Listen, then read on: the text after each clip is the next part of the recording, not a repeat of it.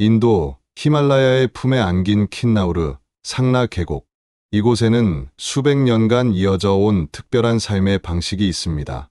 척박한 땅에서 가족의 생존을 위해 형제들이 한 사람의 아내를 맞이하는 일처다부재.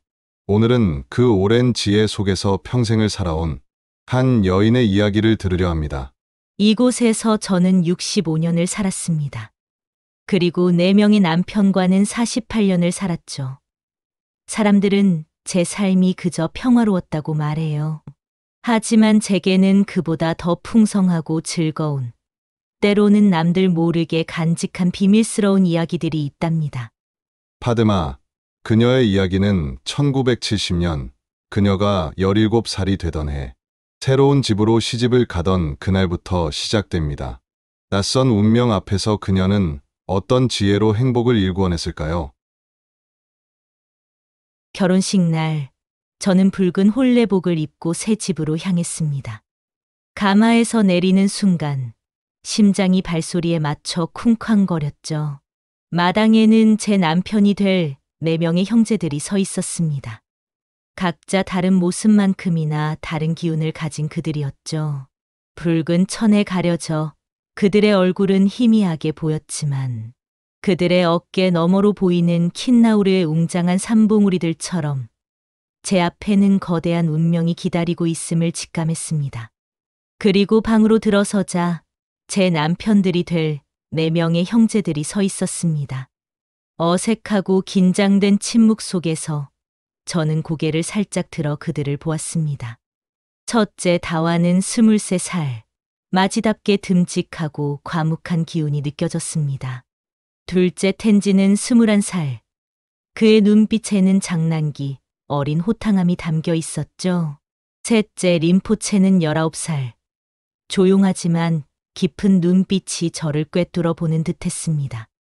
그리고 막내 카르마는 저와 같은 17살, 가장 어려서 그런지 가장 활기차고 순수한 미소가 인상적이었습니다.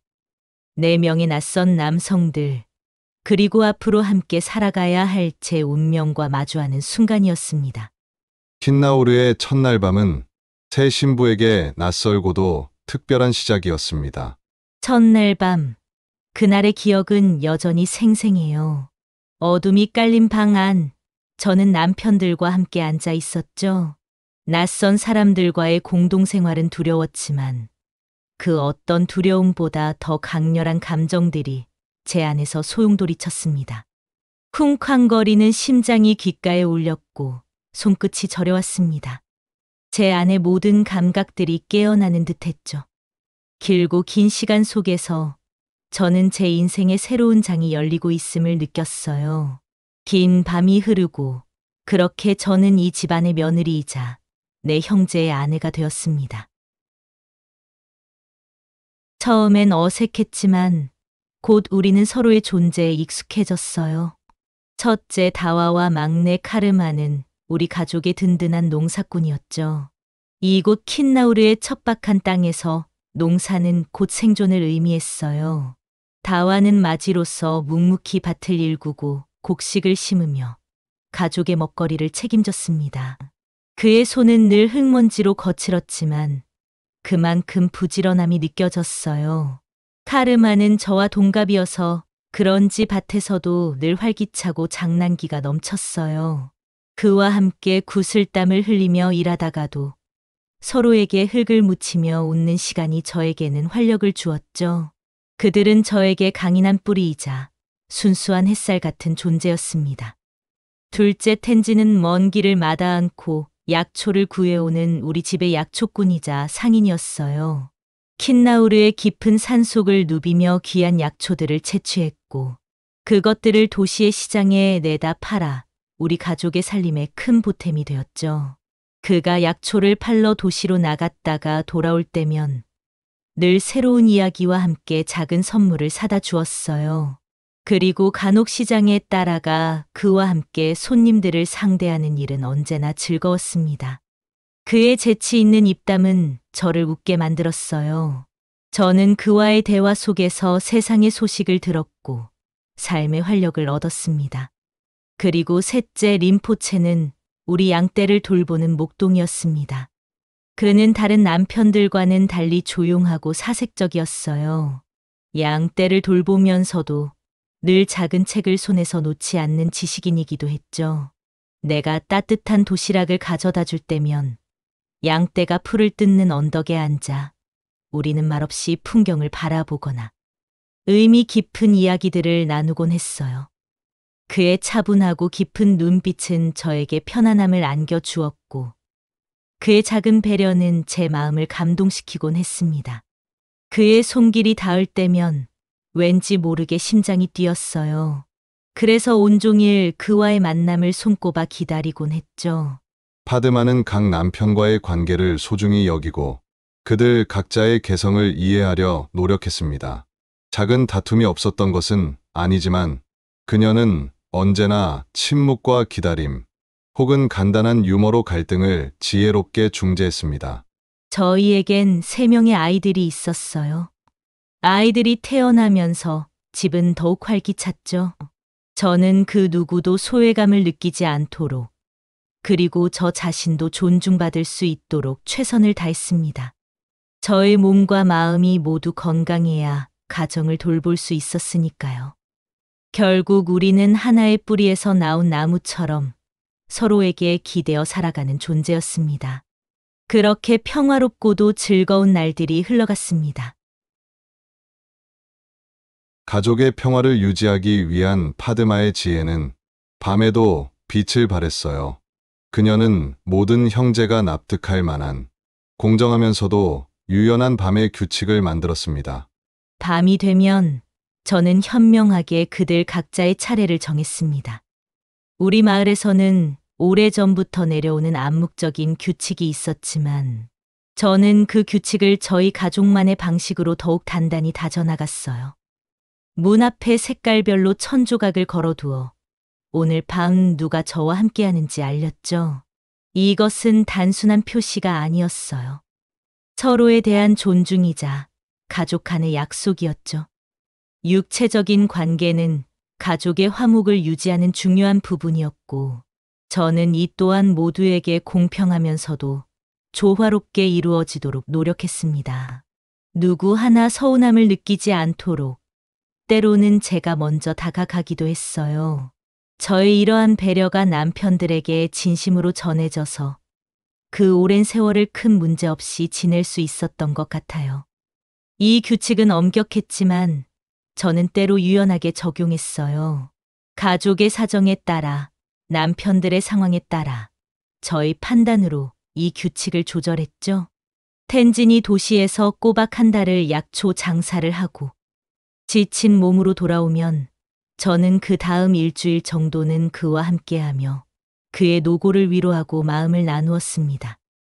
그의 피곤함을 덜어주고 긴 여정에서 쌓인 외로움을 달래주는 것이 저의 역할이라 생각했어요. 그리고 다와가 밭을로 유독 힘든 날이면 그에게 먼저 따뜻한 물을 데워주고 등을 토닥이며 위로했습니다. 또한 림포체가 양떼를 몰고 일주일 정도 목초지를 갔다 오면 그만한 시간을 그에게 할애하기도 했어요. 그렇게 각각의 상황에 따라 각자의 방식으로 사랑을 주고받으며 우리 가족은 더욱 단단해져 갔습니다. 정갈하면서도 따뜻한 밤들은 우리 가족의 끈끈한 유대감을 만들어 주었어요.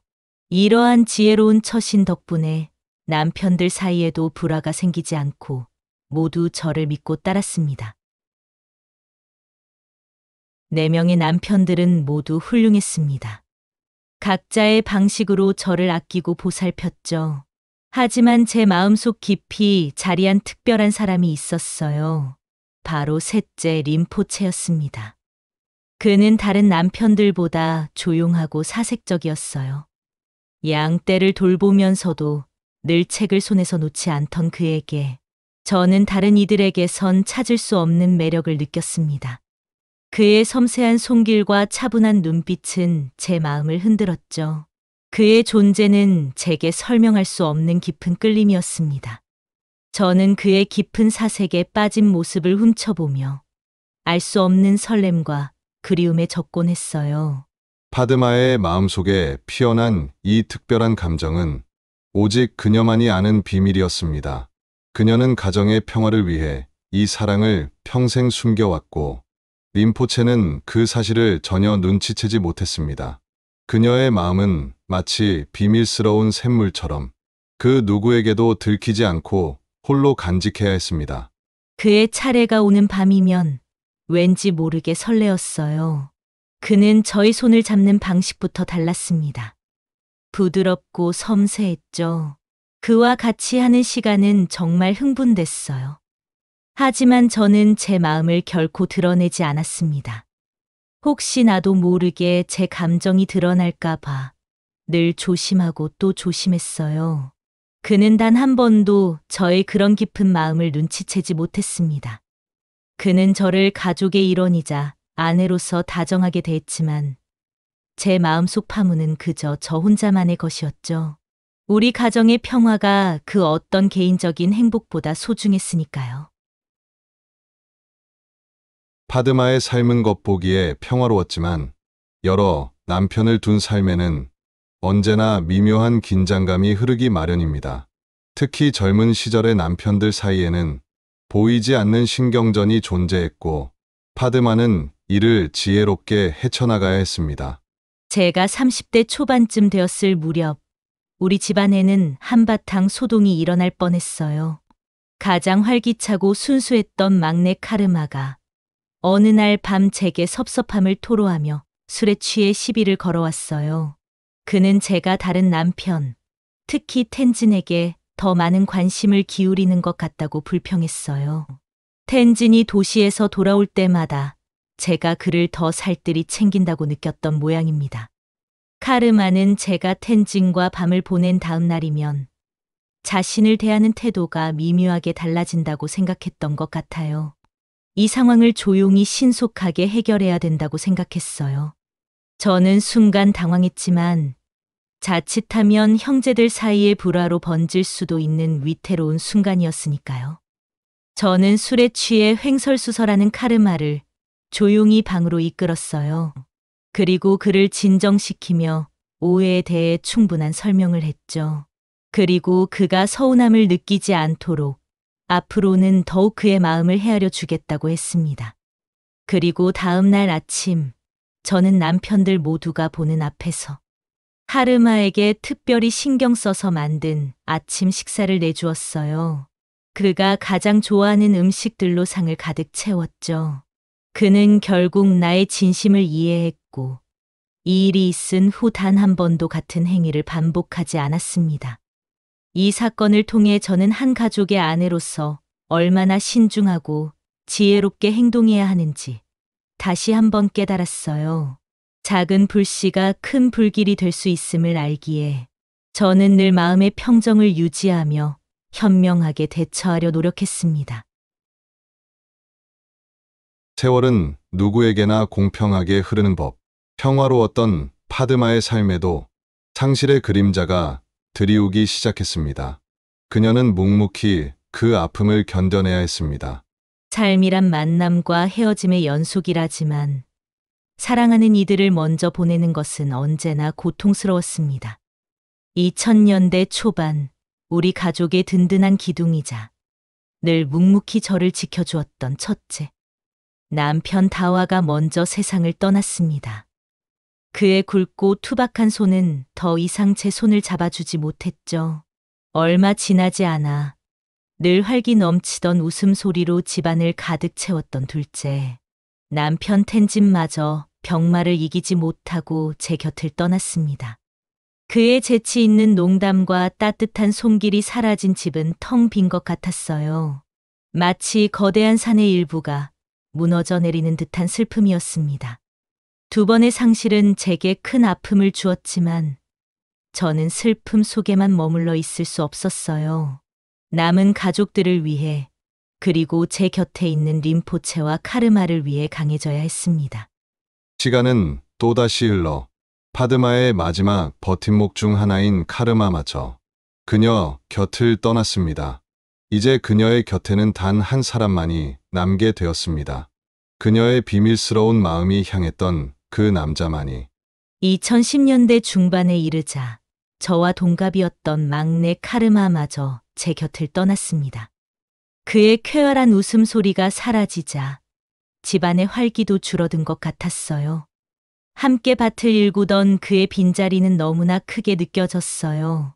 어린 시절부터 함께한 막내를 먼저 보내고 나니 제 어깨는 더욱 무거워졌습니다. 이제 3명의 남편들이 모두 떠나고 제 곁에는 오직 림포체만이 남아 있었어요. 그는 저의 슬픔을 묵묵히 지켜봐 주었고 그의 존재는 저를 지탱하는 유일한 힘이었습니다. 긴 세월 동안 드러내지 못했던 제 마음이 향했던 그가 이제 제 삶의 유일한 버팀목이 되어 주었습니다. 그의 존재는 슬픔 속에서도 저를 지탱하는 힘이었습니다. 수많은 세월이 흘러 파드마의 비밀스러웠던 마음은 마침내 빛을 볼 기회를 얻었습니다. 평생을 숨겨왔던 진심을 그녀의 유일한 버팀목이자 가장 깊은 곳에 자리했던 셋째 남편 림포체에게 고백하는 순간입니다. 3명의 남편을 먼저 보내고 이제 제 곁에는 림포체만이 남았습니다. 그는 늘 제 곁에 있어 주었지만 제 마음속 가장 깊은 곳에 그를 향한 감정은 단 한 번도 세상 밖으로 드러낸 적이 없었어요. 그러나 이제는 더 이상 숨길 이유가 없다고 생각했죠. 어느 날 저녁 어둠 속에서 저는 그의 손을 잡았습니다. 그리고 평생 숨겨온 제 마음을 고백했어요.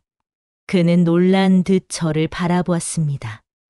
그리고 천천히 제 손을 마주 잡으며 그런데 왜 그 오랜 세월 동안 한 번도 내색을 안 했느냐고 말하며 조용히 웃었어요. 늦게나마 고백을 하고 나니 왠지 마음속 응어리가 눈 녹듯 사라지는 듯했습니다. 파드마의 삶은 평범했지만 결국 보편적인 사랑과 행복을 찾아낸 감동적인 이야기였습니다. 그녀의 지혜와 현명함은 가족의 평화를 지키는 동시에 진정한 사랑을 평생토록 지켜낼 수 있었습니다. 상나 계곡의 지혜로운 여인 파드마 할머니는 이렇게 평화로운 황혼을 맞이합니다. 이제 다른 남편들은 제 곁에 없지만 제 삶의 가장 깊은 곳에 자리했던 그가 지금도 저와 함께입니다. 림포체는 더 이상 저의 비밀이 아닌 제 삶의 모든 것을 함께 나누는 유일한 동반자이자 저의 평화이자 저의 영원한 사랑입니다. 그의 곁에서 저는 진정으로 안식과 행복을 느낍니다. 이 평화로운 상나 계곡에서 우리는 서로에게 의지하며 마지막 날들을 채워나가고 있습니다. 시청해 주셔서 감사합니다. 시청 소감을 댓글로 남겨주시고 구독과 좋아요도 눌러주시면 고맙겠습니다.